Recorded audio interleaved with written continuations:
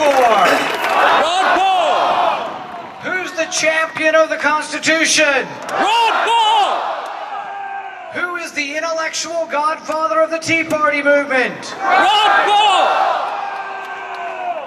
Who is it when many Republicans run the wrong way, when many Republicans become the rhinos, who is the one that stands firm on principle? Ron Paul!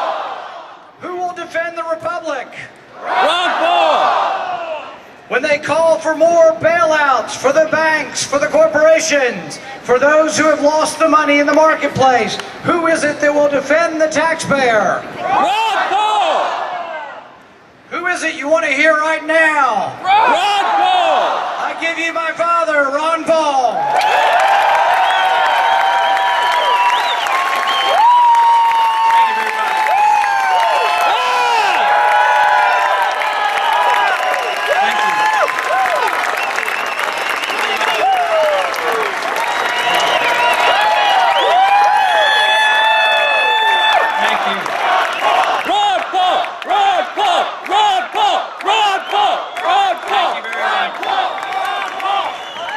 Sounds like a little bit of excitement today. You know, I have said many times that there is a revolution going on in this country. And you're in the forefront of it. I'm delighted to have you here because nobody can stop this revolution. Our time has come. I have in the past described what I think is important in a true revolution. A couple characteristics. One thing, I believe that the young people will respond if we have a true revolution going on and they're involved, and a lot of them are right behind us here.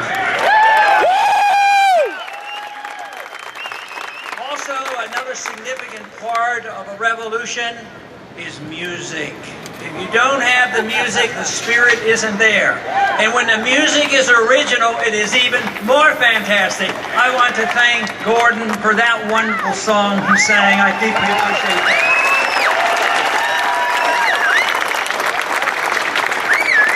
You know, it is wonderful. We don't know what the results are going to be. Most people are feeling pretty good about it, but we'll see in a few more hours. And it is important that if there are a few more votes out there, we certainly do need them. But this country has shifted. I have witnessed our problems, but when I started in the 1970s, I sensed that the country was really embarking on the wrong track. And ever since the early 70s, I thought, well, we are going to end up with a financial crisis and overextended that nobody will ever have any idea how we got there. But I tell you what, by plodding along and inviting so many in to the understanding of our Constitution, our traditions, and how important liberty is, our movement is growing. Believe me, this country has shifted in the last 4 years.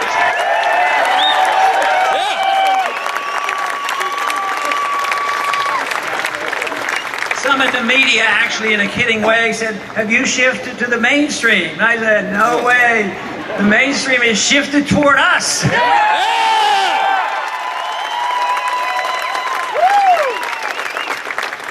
You know, there's a couple issues that does distinguish our campaign, and I know you know all those, but I'll recite them once again. And those are certain issues that the other candidates, whether in this party or the other party, do not talk about.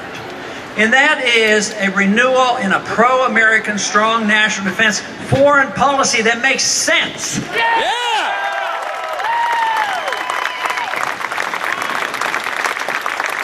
I've studied the issue of war over many years. I was a draftee in the 1960s. I was in the military for 5 years. But this issue of war has always been a political winner, believe it or not.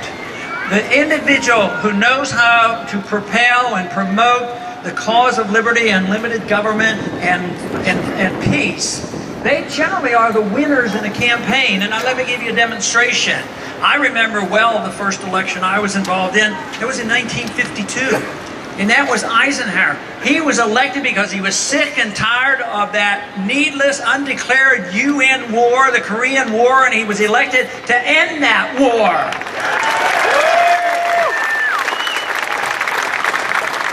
So this whole idea that you have to be a liberal progressive Democrat to be opposed to war is not wrong. We're proving the case that you can be a conservative, libertarian, constitutionalist and be strongly anti-illegal, unconstitutional war.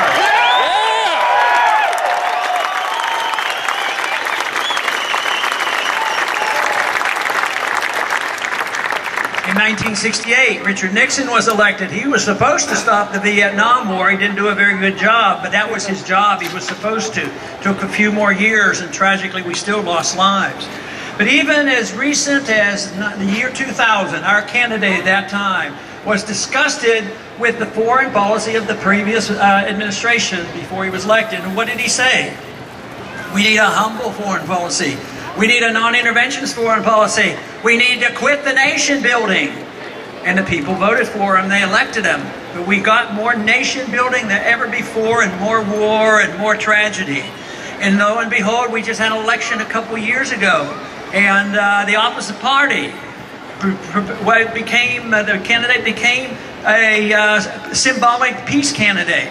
So he runs and says, we're going to end these wars when they start bringing these troops home. So he gets elected. And the strangest thing happened immediately after he was elected. Believe it or not, he won the Nobel Peace Prize. And what followed? The expansion of the wars, addressing the, going into Libya and all these other places. Now it's very hard to even count how many countries we're attacking with our bombs and our drone missiles and our CIA. It's way overblown. It's coming to an end. Good common sense should bring it to an end, but it will come to an end because we're flat out broke, and that seems to me to be the most appropriate place to cut the spending immediately and bring our troops home.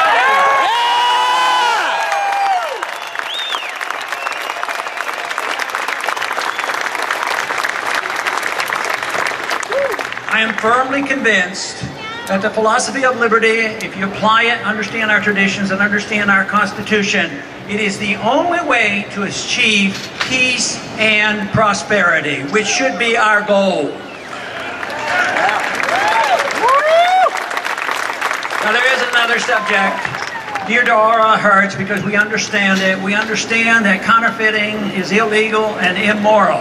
It's illegal and immoral for you to do it, and you should be convicted of fraud, and it's a serious crime.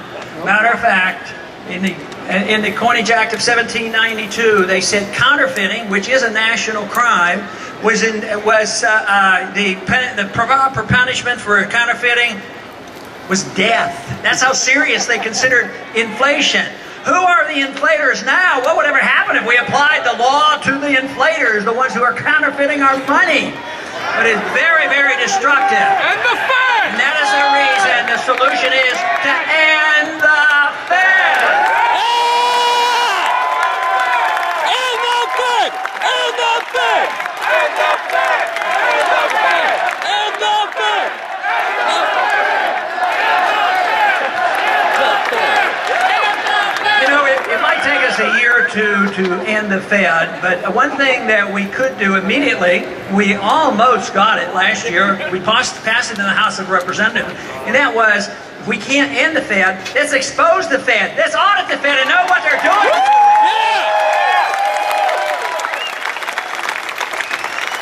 We ended up getting a partial audit of the Federal Reserve. And I guess nobody should be surprised in this crowd, but we found out that the Fed actually was dealing in about $15 trillion and bailing out all their buddies, whether it was Wall Street. But it turned out that 1/3 of that was going to foreign banks. I mean, this is an outrage. And whether you're a conservative or a libertarian or a constitutionalist, a Democrat, a progressive, or whatever, I think 90% of America say, it's time we know what they're doing. They have no right to do this in secret.